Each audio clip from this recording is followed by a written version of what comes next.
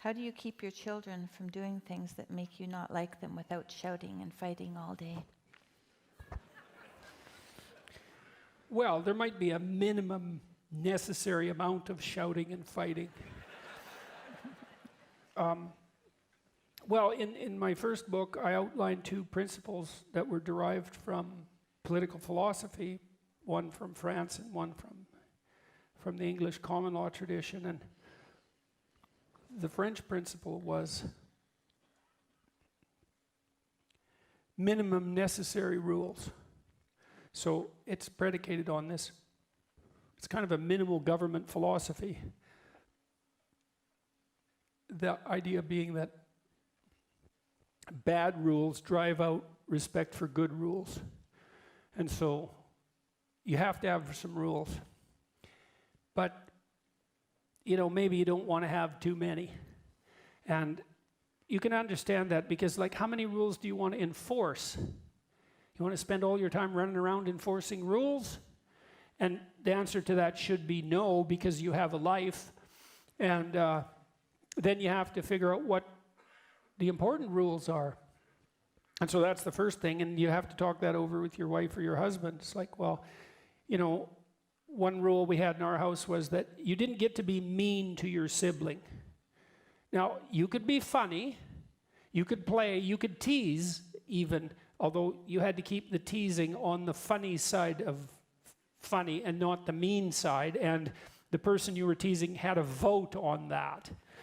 And so, and you know, that requires a fair bit of careful discrimination on the part of parents, and a willingness also not to, you know, maybe you're annoyed at one of your children, and so the other child is teasing that child, and that's meanly, and that's okay with you because you're irritated at the child.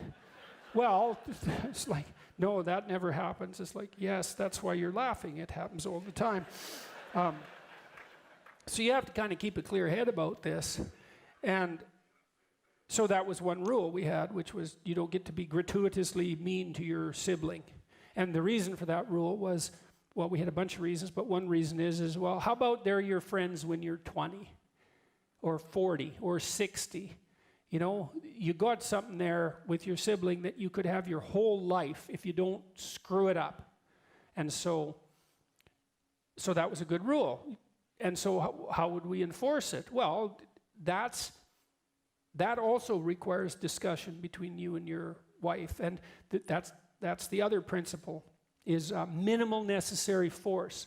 So you might say, well, how much force is it necessary?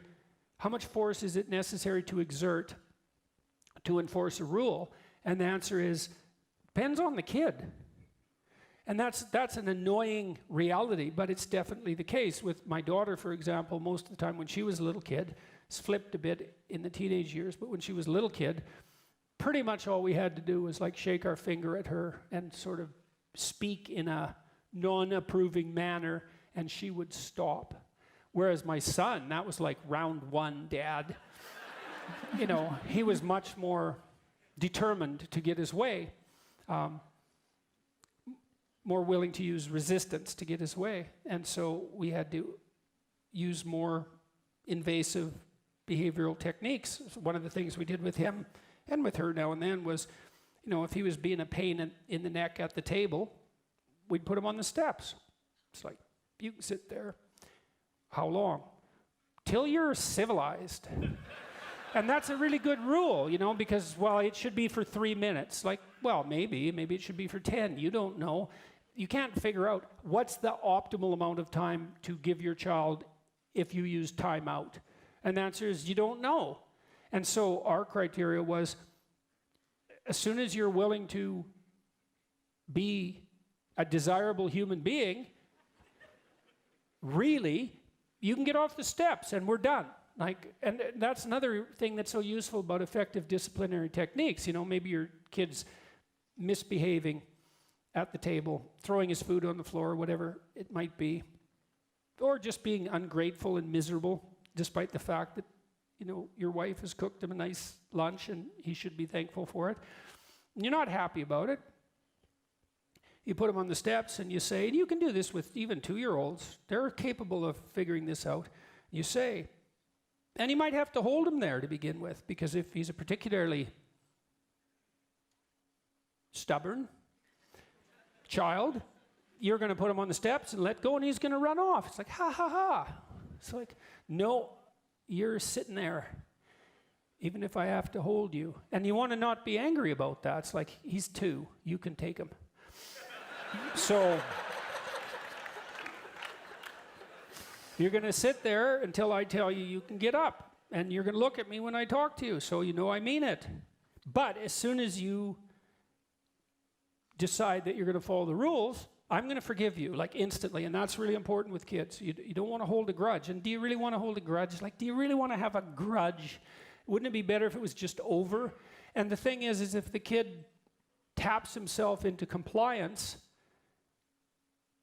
and it's over, well, hooray, then you get what you wanted. And you might think, well, you know, who are you to impose your rules on your child? And the answer is, well, I'm his parent. And you might say, well, what gives you that right? And the answer is, well, I took on the responsibility, and so there's rights that go along with that. And second, like, who else is going to do it?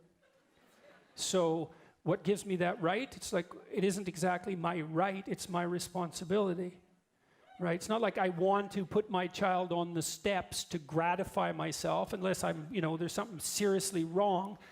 It's not pleasurable in and of itself. It's like, I don't want the kid to be a squalling, wretched reprobate that everyone hates. And so, and you know, if you remember your elementary school life and junior high school life, you know there were children who were very unpopular and who didn't know how to behave. And how about that isn't your kid? How about that? And so that's who you are to impose those rules. And you say, well, how do you know those are the right rules? And the answer is, that's bloody tricky, man. And that's partly why it's a good idea to be married. Because if the two of you can agree on a rule, then there's some reasonable likelihood that it's an okay rule. You know, because what's the probability that you're both crazy in exactly the same way? So you use minimal necessary force, and timeout is a very effective strategy. And with my son in particular, it was really interesting to watch him respond to timeout, because he did have a temper, and I'd say, all right, you, steps. And he'd say, I'm not going to the steps. And he said, I'm going to count to 10, and you bloody well better be on those steps by the time I hit 1. And he'd go, I'm not going. And I'd go, 10. And he'd look all panicky. And he'd just run around, 9, 8. Don't count! Don't count! I hate it when you count! Usually, by 2, he was pretty damn close to the stairs. And by 1, sitting there, and then, you know, I can remember this quite vividly. He would sit there just enraged, like it was so interesting to watch, because kids, well, when kids have a temper tantrum, that's rage, eh? They're completely undone by anger. If you ever saw an adult do that, and I saw that in my clinical practice, by the way, you ever saw an adult have a temper tantrum, that would scar you for life. I mean it. It's something to see, man. You see a 2-year-old, you think, well, thank God they're only this big and soft, you know. But it was so interesting watching him, because when he'd be enraged like that, I'd go say to him, leave him a minute or so and say, are you ready to get off the steps? Are you ready to have a good day? He'd say, not yet. And, you know, and then it would take a couple of minutes longer, and he would get off the steps, and he'd come over, and I'd say, you ready to have a good day? And he'd say, I'm ready to have a good day. And, you know, he said it. You know, if you want an apology from someone, let's say, not that I wanted an apology for him, I wanted him to behave properly. But if you want an apology from someone, you know, you can tell by their voice if it's real, right? Because there's a humility in it. It's like, okay, I'm done. You know, I'm done. Yeah, I made a mistake. I'm stupid. I'd like to try again. I'd like to do better. You know, and you can tell if it's genuine, you're very likely to forgive them, right? And you listen carefully for that, and if there's any note of falsehood, it's much harder to let the person off the hook. But if they've really admitted their mistake and are willing to try again, then if you're a reasonable person and you haven't stored up too much resentment, then maybe you'll let them off the hook. And it was very easy when he would come over after getting himself together and say that, then we'd just go on our way and it was done. And that was lovely because we had reasonably effective disciplinary strategies worked out. We didn't have to fight all the time, although we had to fight now and then. We didn't have to scream and yell, and the emotional tenor of the house wasn't at a high level consistently. It was like there'd be sharp outbursts of trouble that were short and contained, and then peace again. And the aim was peace. It's like, how about some peace? Wouldn't that be lovely in your life? Some actual peace, you know, which isn't, I'm holding my tongue and my nose simultaneously because of all the things that are going on here that I can't dare to talk about. As God, that's a terrible way to live. So that's the answer to that question.